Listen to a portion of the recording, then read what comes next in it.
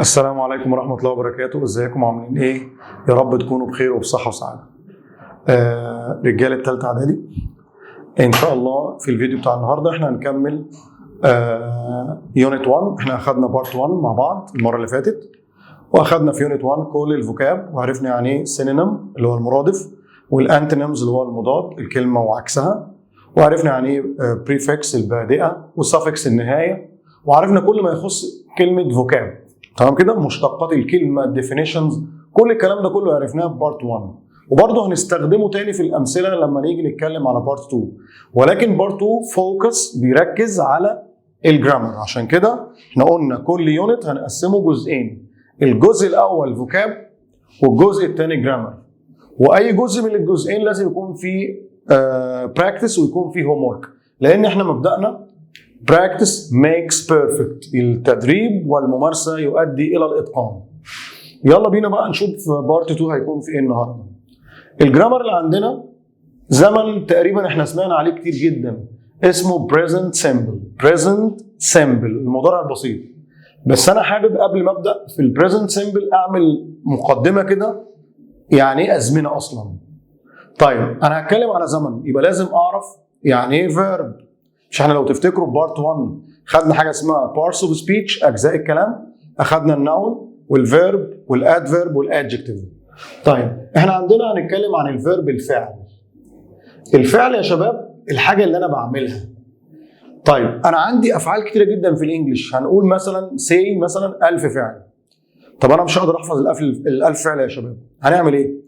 انا عندي في انواع من الافعال اسمها helping، افعال مساعده زي فيرب تو بي وفيرب تو هاف وفيرب تو دو، مش هنتكلم عليهم دلوقتي. فعندنا حاجه اسمها موديل، افعال ناقصه زي كان، كود، شال، شود، ويل، وود، برضه مالناش دعوه بيهم دلوقتي. النهارده هنتكلم على المين فيربس، الافعال الاساسيه.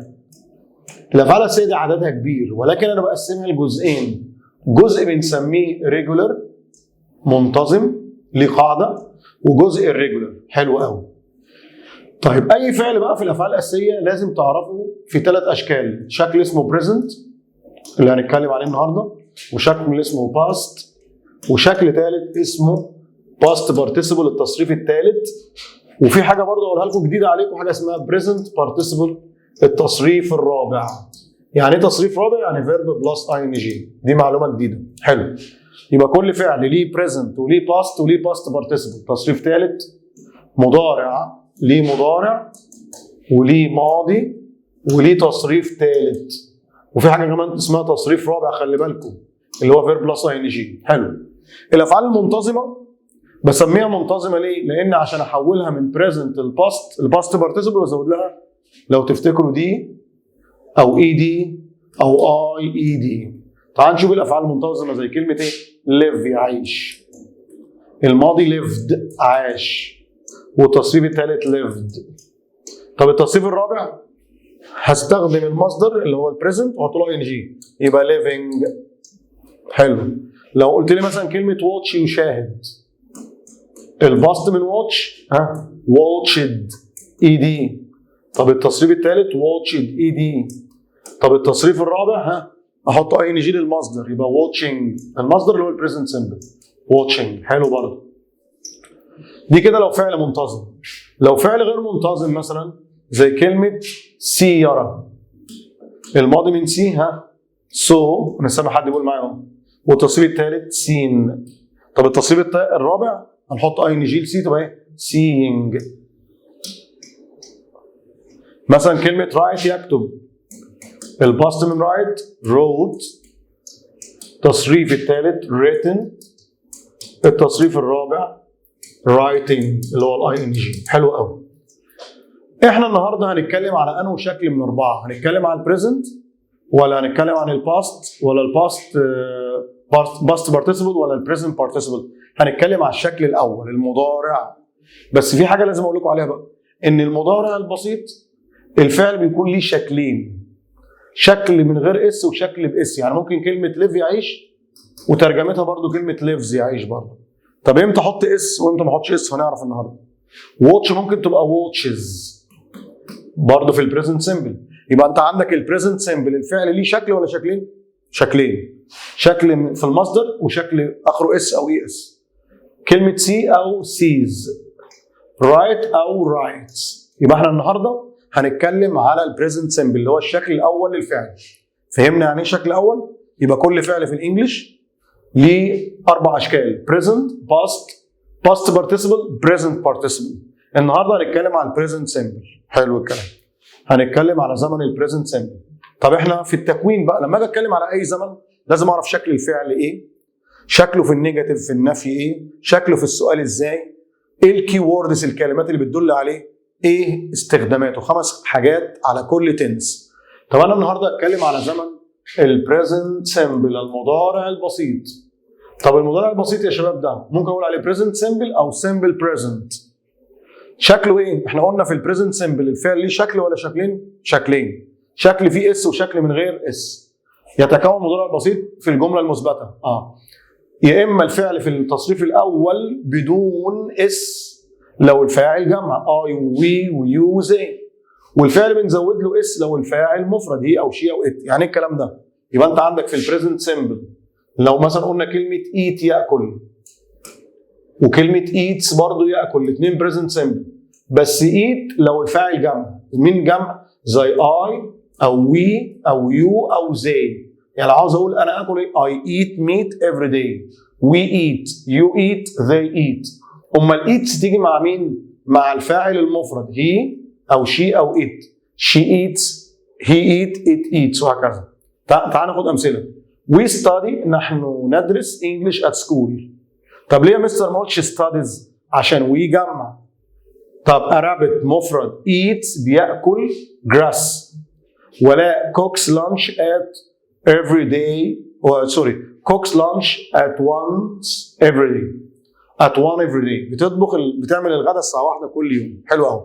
قلنا cooks عشان ولاء مفرد. يبقى البريزنت سمبل بمنتهى البساطه الفعل في البريزنت سمبل الفعل ليه شكلين، شكل في المصدر وشكل في اخره اس او اي اس او اي اس. اللي في المصدر لو الفاعل بتاع الجمله جمع زي اي ويو وي وزي، اما الفعل هيتضاف له اس لما يكون الفاعل هي او شي او ات. تمام؟ زي ايه مثلا؟ eat eats الاثنين present simple، play plays الاثنين present simple، swim swims، go goes، watch watches وهكذا. يبقى الفعل في البريزنت سمبل الفعل ليه شكلين. خلي بالكم من كلمه اتنين دي. ده كده التكوين. طيب لما نيجي نضيف الاس بقى ليها شويه ملاحظات. ما هو مش كله ياخد اس يا جماعه. يعني مثلا لو في فعل اخره سي اتش او اس اتش او دبل اس او او او اكس، بدل ما اضيف له اس احط له اي اس. فعل اخره او زي كلمه مثلا جو، يبقى انا في الحاله جو مش هحط لها اس بس، هحط لها اي اس. جوز يبقى جو وجوز. مثلا واتش اخرها سي اتش يبقى واتشز اي اس. يبقى انا بغير الاس الاي اس على حسب النهايه.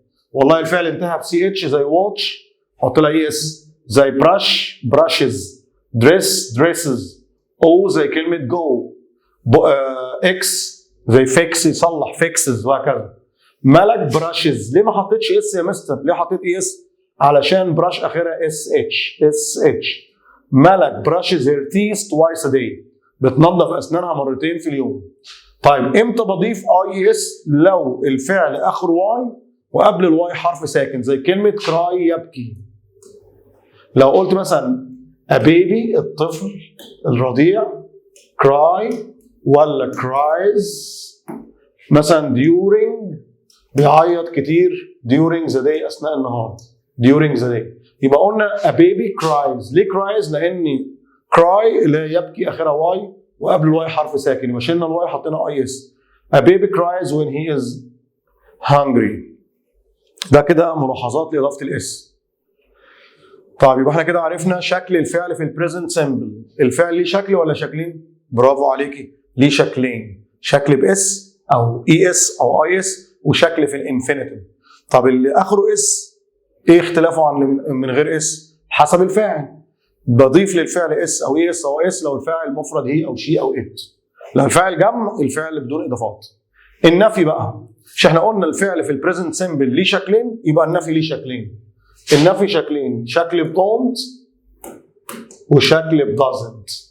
ودونت ودازنت على حسب الفاعل. دونت لو الفاعل جمع، يعني مين جمع بقى؟ اي ويو وي وزي. اما دازنت لو الفاعل مفرد، هي او شي او ات. يعني مثلا وي دونت، اوعى تقول لي وي دازنت، مش حاجه اسمها وي دازنت.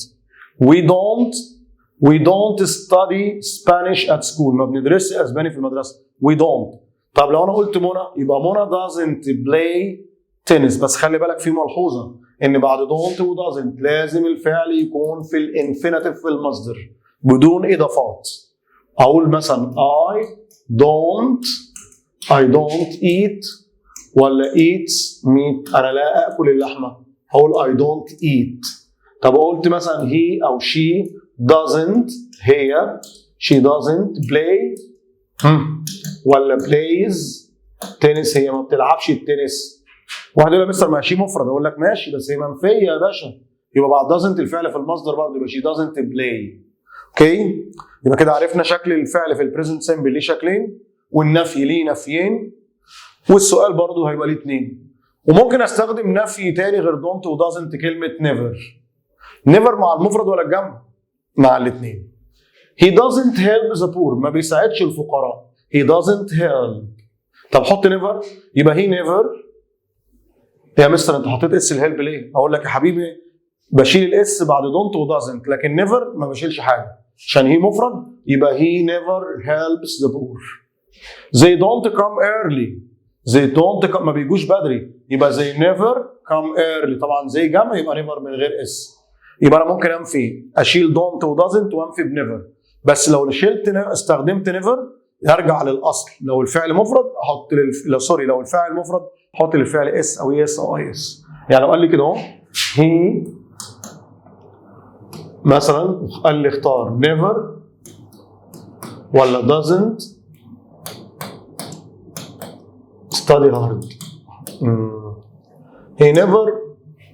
he never ولا doesn't study hard. عاوز اقول هو ما بيذاكرش بجد. طب ما الاثنين نيجاتيف يا مستر. لا بس خلي بالكم، doesn't الفعل في المصدر، لكن never الفعل لازم مرتبط بالفعل، ما هو هي مفرد. لو انا استخدمت never كنت اقول he never studies. طب هنا ده في المصدر بقول he doesn't. طب لو قالها لي كده he never ولا doesn't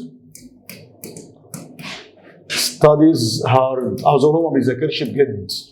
في الحاله دي بقى studies ما ينفعش تيجي بعد doesn't، لان بعد don't و doesn't الفعل فين يا شباب؟ في الانفينيتيف، يبقى he never studies hard. يبقى انا عندي في البريزنت سيمبل الفعل ليه شكلين والنفي ليه شكلين، بس don't و doesn't ممكن اشيلهم واستخدم كلمه never. الكويستشن، السؤال ليه شكلين على حسب برضو بسأل على فاعل جمع ولا مفرد، فعشان كده بستخدم do او does. do لو الفاعل جمع وdoes لو الفاعل برضو مفرد، وبعده does الفعل في الانفينيتيف. طيب do you get up at 6 o'clock every morning؟ هل بتستيقظ الساعة 6 كل صباح؟ طب انا ما قلتش does ليه؟ لان you جمع. طب انا افرض قلت he يبقى اقول does he او does she، yes I do او no I don't. هنا آية مفرد يبقى اسأل عليها بايه؟ does آية watch. طب ليه ما قلتش watch ذا مستر؟ ده آية مفرد عشان does، عشان بعد do does و don't و doesn't الفعل في المصدر. does آية watch action films؟ yes she does او no she doesn't. طب يبقى كده عرفنا شكل الفعل في البريزنت سيمبل شكلين، والنفي نفيين. الاستخدام بقى، نستخدم البريزنت سيمبل يعبر عن ايه؟ اولا البريزنت سيمبل بيعبر عن الفاكت الحقائق، او بيعبر عن الريبيتد اكشنز الاحداث المتكرره، او الهابتس العادات، شيء انت معتاد عليه. يعني مثلا ايه؟ فاكت زي كده the moon goes round the sun، القمر بيدور حول الشمس، دي فاكت، يبقى دي بريزنت سيمبل. اي فاكت في الدنيا لازم اعبر عنها بالبريزنت سيمبل، ما ينفعش اعبر عن الفاكت بصيغه الباست بالماضي او الكونتينوس الاستمراريه، يبقى الفاكت يكون بريزنت سيمبل. والقمر مفرد the moon goes round the earth، بيعبر عن العادات، يبقى البريزنت سيمبل بيعبر عن الحقائق الكونيه. ممكن اقول ايه؟ it rain بتمطر، ولا rains in winter بتمطر في الشتاء. طبعا هي دلوقتي بتمطر في اي وقت، يعني بقول بقى it ايه؟ it rain ولا it rains؟ it rains in winter. ليه خدنا rains؟ لان it مفرد. تمام؟ الهابتس بقى he always comes late، هو دايما بيجي متاخر. علي usually eats fruit. طب ينفع اقول علي eats usually fruit؟ قال لك لا، الكلمات اللي بتدل على البريزنت سيمبل بتيجي قبل الفعل. خلاص؟ It's Ali's habit to eat fruit for dessert. Ali is in the habit of eating fruit. Ali is used to eating fruit، وهكذا. يبقى أي habit، أي شيء، عادة، بستخدم present simple. في كلمات بتدل على present simple زي كلمة usually عادة،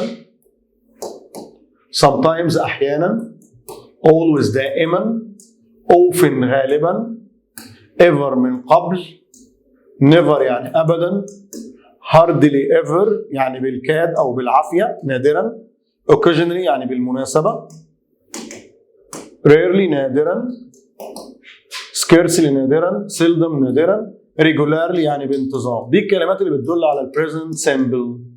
هقول كده usually sometimes always often ever never hardly ever. احفظ كده معايا usually sometimes always often ever never hardly ever occasionally rarely scarcely seldom regularly. كل الكلمات اللي بتدل على البريزنت سيمبل ليها مكانين، قبل المين فيرب، قبل الفعل الاساسي، او بعد فيرب تو بي. لو انا قلت كده اهو علي قال لي plays usually ولا usually plays tennis in the club. علي غالبا بيلعب تنس في النادي. خلاص؟ او عاده بيلعب تنس في النادي. اقول بقى plays usually ولا usually plays؟ قال لك الكلمات اللي بتدل على البريزنت سيمبل دي كلها بتيجي قبل الفعل الاساسي. طبعا وكلمه بلاي ده اساسي، يبقى usually plays. خلاص كده؟ طيب تيجي فين تاني الكلمات اللي بتدل على البريزنت سيمبل؟ تيجي بعد verb to be. لو قلت علي is always ولا always is late، عاوز اقول علي دائما متاخر. طب ما هنا is ده verb to be، يبقى الكي وورد تيجي بعديه، يبقى is always late. مفيش حاجه اسمها always is always late. يبقى الكلمات اللي بتدل على present simple يا شباب بتيجي مكانين، قبل الفيرب او بعد verb to be، قبل المين فيرب او بعد verb to be.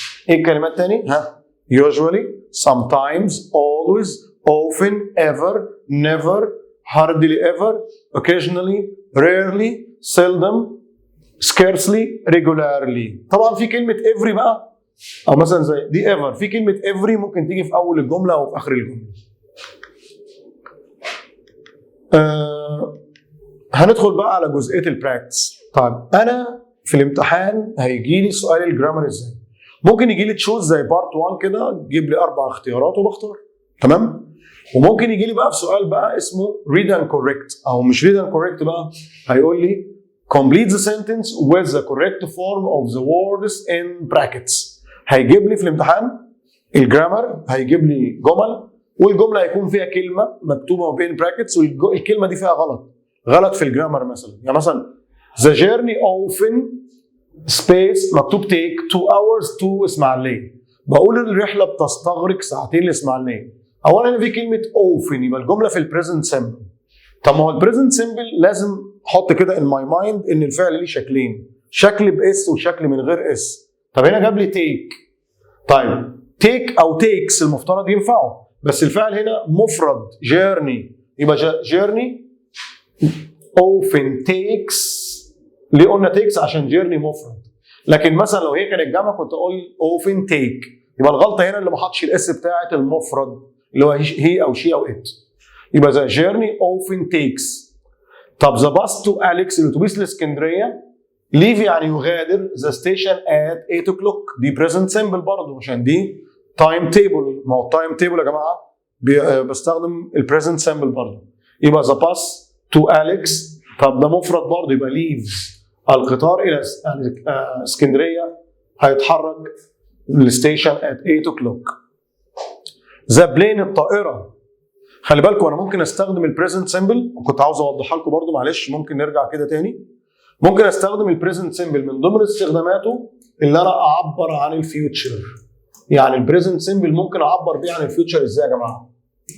لو انا بتكلم عن حاجه ليها تايم تيبل، اي حاجه ليها جدول زمني تايم تيبل، ممكن استخدم البريزنت سيمبل عشان اعبر عن المستقبل. زي الجملتين اللي احنا حليناهم دلوقتي، ان ذا باس تو اليكس هنا معناها سوف يغادر الستيشن ات 8 o'clock. ذا بلين اي حاجه فيها تايم تيبل استخدم البريزنت سيمبل بس المقصود بيها فيوتشر. ذا بلين reach Cairo airport at 4 a.m. tomorrow. طبعا بلين مفرد يبقى reaches، يبقى هنا present simple بس بيعبر عن المستقبل. ليه يا مستر؟ عشان في تايم تيبل، اي حاجه فيها تايم تيبل ممكن تعبر عن المستقبل. اوكي؟ زي ما اتفقنا ان البريزنت سيمبل ممكن استخدمه عشان اعبر عن الفيوتشر، خاصه لو الاكشن بتاعي ليه تايم تيبل، ليه جدول زمني. نمبر 4 what time do the train leave؟ it leaves هيغادر at 6 o'clock. يبقى انا المفترض بعد اداه الاستفهام هجيب helping verb يا do يا does. طب انا بتكلم على الترين مفرد، يبقى what time does the train leave؟ وطبعا بعد do does الفعل في المصدر. خلي بالكم كل الاسئله دي على البريزنت سيمبل، تمام؟ بيجي لي بالشكل ده في الامتحان، بيجيب لي 5 جمل ويقول لي complete the sentence with the correct form of the words in brackets. Number 5 the exhibition start at 9:30 we are going by metro. بقول المعرض او يعني المعرض هيبدا الساعه 9:30. ده تايم تيبل، يبقى هنا present simple بس مقصود بيه future، يبقى starts عشان exhibition مفرد starts. What time does the show finishing؟ بقول لك العرض هينتهي امتى؟ يبقى المفترض بعد does يكون الفعل في الانفينيتيف، ما ينفعش يكون فيه ing، يبقى finish. Number 7 the metro leaves at 1:15 p.m. المترو هيتحرك الساعة 1:15 and space at 1:25 وهيوصل الساعة 1:25. يبقى المفترض هنا انا قلت leaves عشان المترو مفرد. طب وهنا اقول arrive ولا arrives؟ عشان and دي بتدل برضه لكلامي على المترو arrives. وليفز arrives الاثنين present simple بس المقصود في الفيوتشر عشان في تايم تيبل، في جدول زمني.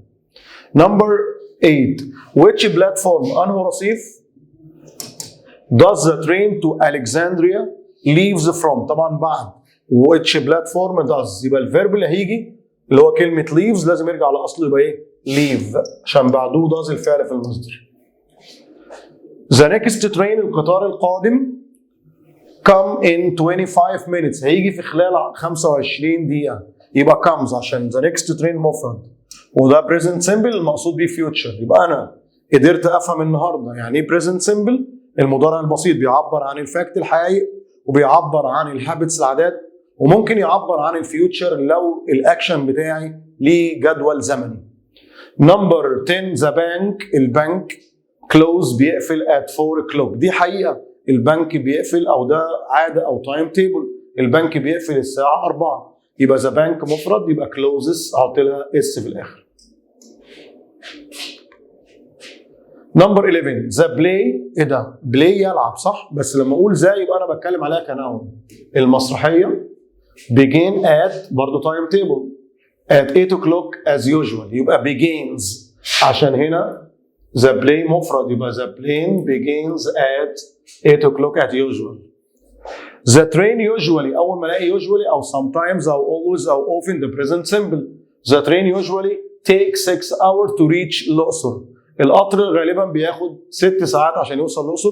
يبقى طبعا take احنا عندنا في البريزنت سيمبل الفعل ليه شكلين take أو takes. طب هنا train مفرد يبقى المفترض أقول takes وtakes أحط لها اس بس. What time we have the geography test. عاوز اقول هناخد امتحان الجغرافيا الساعه كام؟ يبقى what time ما ينفعش اقول ما ينفعش اقول are we have، مش حاجه اسمها are we have. يبقى المفترض اجيب يا do يا does. يبقى what time عشان ده time table. ليه does؟ هينفع اقول does؟ ها؟ غلط طبعا does عشان الفعل عندي هنا ايه؟ we. What time do ركزوا معايا يا جماعه وصحصحوا. What time do we have the geography test? Number 14 حبيبة space مكتوب have an art class at 5 o'clock. حبيبة عندها حصة رسم الساعة 5، يبقى ده تايم تيبل، يبقى present simple. طب ما have يا مستر present simple، بس have بتيجي مع الجمع. طب بالنسبة لهاف وهاز ما بزودش اس، عشان هاف وهاز عندي فعلين، هاف أو هاز، هاز مع المفرد وهاف مع الجمع، يبقى حبيبة هاز. Number 15 the next train القطار القادم at 11:30. برضو هنا ده تايم تيبل، يبقى انا هستخدم البريزنت سمبل عشان اعبر عن الفيوتشر. بي دي معناها فيرب تو بي ام، فيرب تو بي في البريزنت ام او از او ار، يبقى ذا ترين ايه؟ ذا نيكست ترين از عشان هنا مفرد. اوكي. نمبر 16 ذا ميوزك فيستيفال يعني احتفال الموسيقى on Monday. عاوز اقول هينتهي او مش هينتهي on Monday، مكتوب not وان. طب ميوزك دي مفرد تتنفي بدونت ولا بدازنت؟ ها doesn't، يبقى doesn't، وطبعا بعد doesn't الفعل في المصدر doesn't end. In Egypt في مصر school المدارس او المدرسه start in September and ends in May. بتبدا في سبتمبر وبتنتهي في ماي، يبقى هنا school مفرد يبقى starts، يبقى ده time table. The train isn't stopped at المنيا today because there are engineering works. في اعمال هندسيه. بقول القطار لن يتوقف في المنيا، يبقى the train مش هقول isn't stopped، ما ينفعش. طبعا في البريزنت سمبل ام في يا don't يا doesn't، وترين مفرد يبقى doesn't، وبعد doesn't الفعل في المصدر doesn't stop. Number 19 the library always open at 8 in the morning. المكتبه دائما بتفتح صباحا. طبعا هنا present simple وجود كلمه always، وطبعا طالما present simple يبقى الفعل ليه شكلين، شكل باس وشكل من غير اس. طب library مفرد يبقى opens، زودنا لها اس.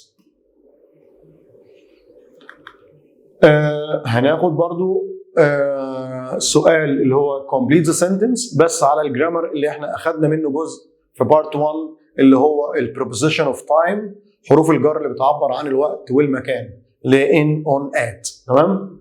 He doesn't go to school Fridays. لا يذهب إلى المدرسة أيام الجمعة. طيب احنا قلنا days of the week كلها تاخد on، ما تاخدش at، يبقى on Fridays. He was born هو اتولد March 15 2006. اتولد 15 مارس 2006. طيب أولا مش هينفع أقول at.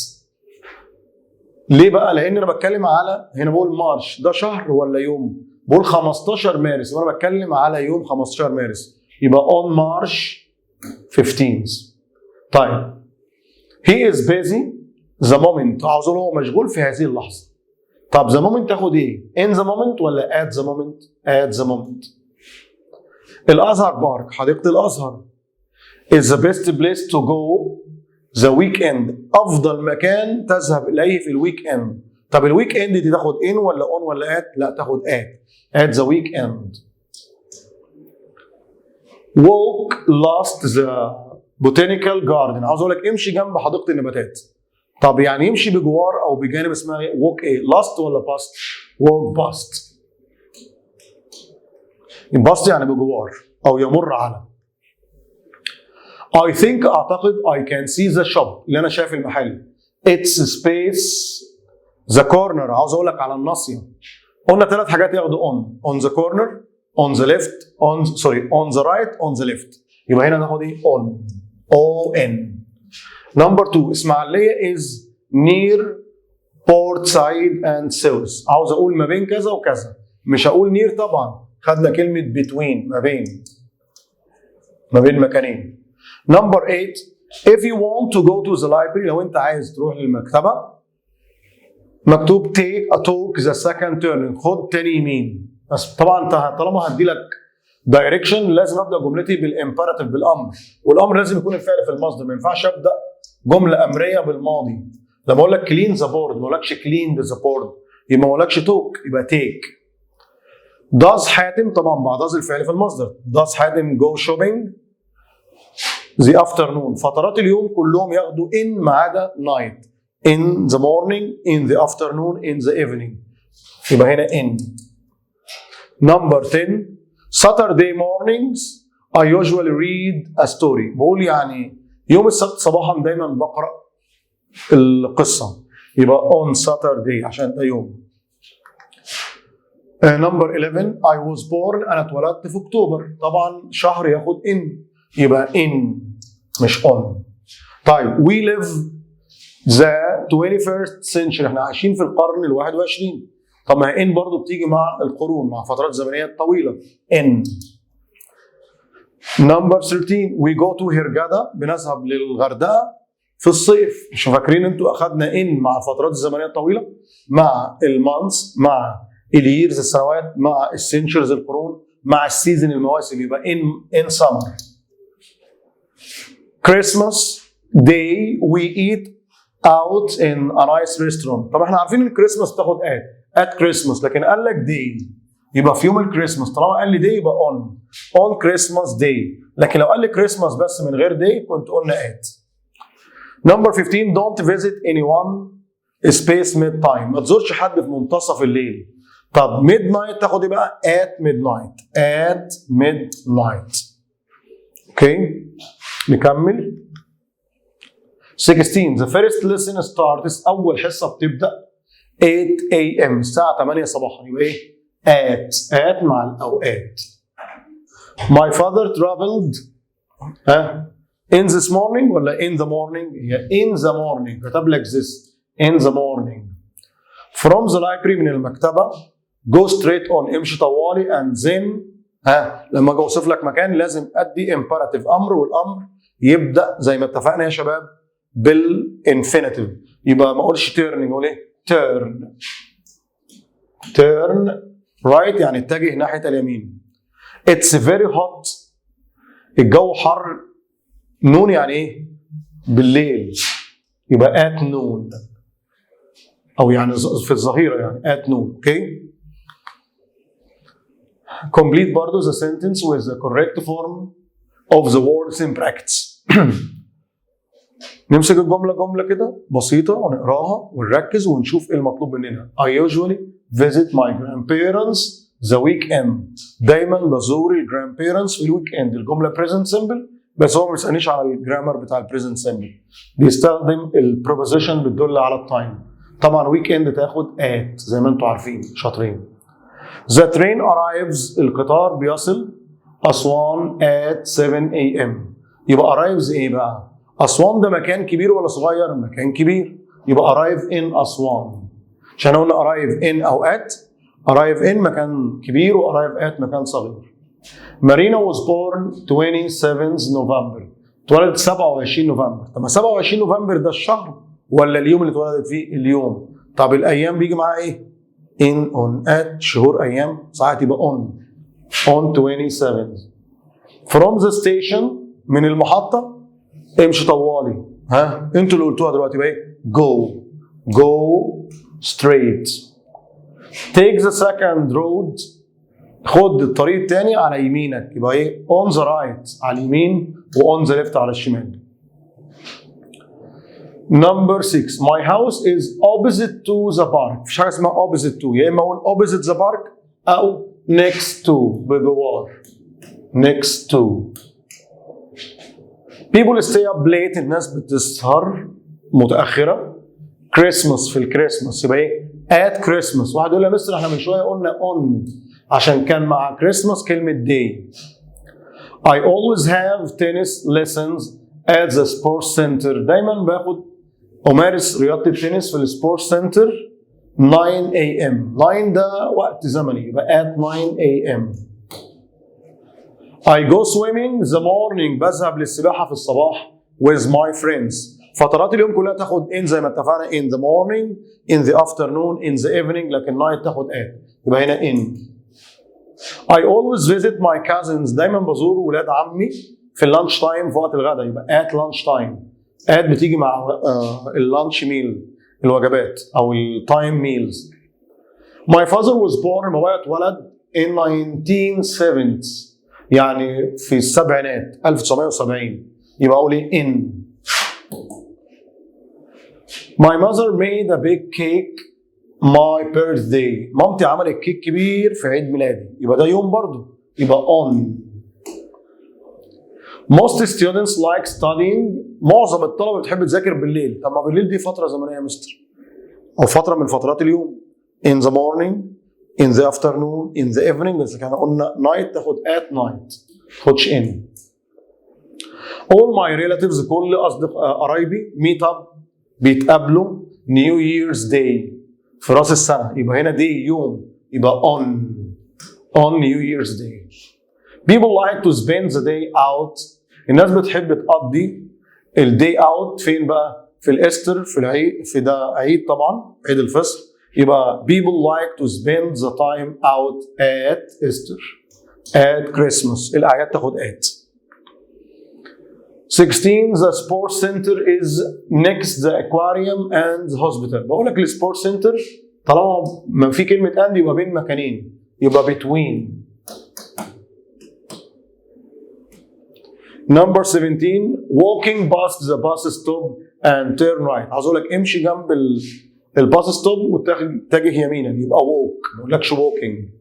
لما اقول لك، لما ادي لك اي دايركشن هيكون بالامبيراتيف، هيكون بصيغه الانفينيتيف. My sister was born April 2009. اتولدت في ابريل، يبقى انا بتكلم على الشهر مش على اليوم، يبقى in April. بكده يا شباب نكون خلصنا بارت 2 من يونت 1 اللي هو كان بيركز او بيعمل فوكس على الجرامر، وعملنا براكتس كتير جدا على البريزنت سيمبل وعلى البروبوزيشن اوف تايم اند بليس. في نهايه بارت 2 من يونت 1 اتمنى تكونوا استفدتوا الاستفاده الكامله من الجزئين الاول والثاني المرتبطين بيونت 1، وده ان شاء الله هيبقى النهج بتاعنا. كل يونت هيبقى على جزئين، وفي نهايه كل جزء هيكون في PDF للشرح وفي PDF للهوم ورك، وهيكون في امتحان تفاعلي. اتمنى ان شاء الله قبل ما تمتحنوا الامتحان اللي على جوجل فورم تراجعوا كويس جدا الشرح مره واثنين وثلاثه عشان تتمكن من المعلومه وتكتسبها كويس جدا، وبعد كده تعرف درجتك وممكن تمتحن اكتر من مره. وفي النهايه اتمنى لكم التوفيق والنجاح، والسلام عليكم ورحمه الله وبركاته.